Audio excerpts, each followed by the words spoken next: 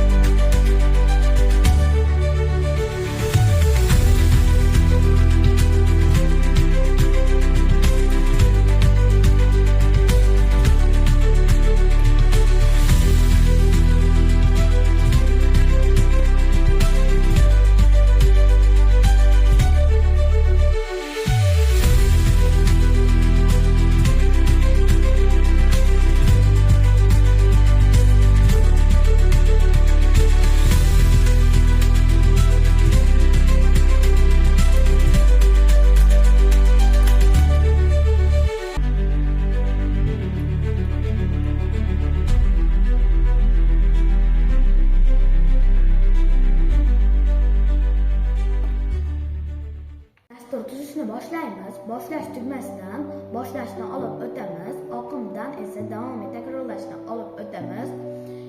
Keyin esa oqimdan, ya'ni agar rost bo'lsa, bo'lmasini olib o'tib, davomiy takrorlashni ichiga qo'yamiz. Keyin qurilmalar kiramiz. Mana buni olib o'tamiz. O'tgandan so'ng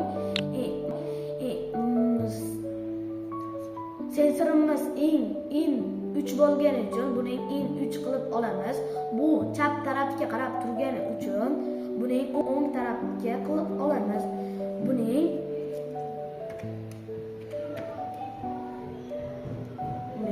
Keyin esa motorni to'xtatish uchun motor o'ng tarafga qarab turgan bo'lsa o'ng qilib olamiz. Keyin esa motor aylanishi uchun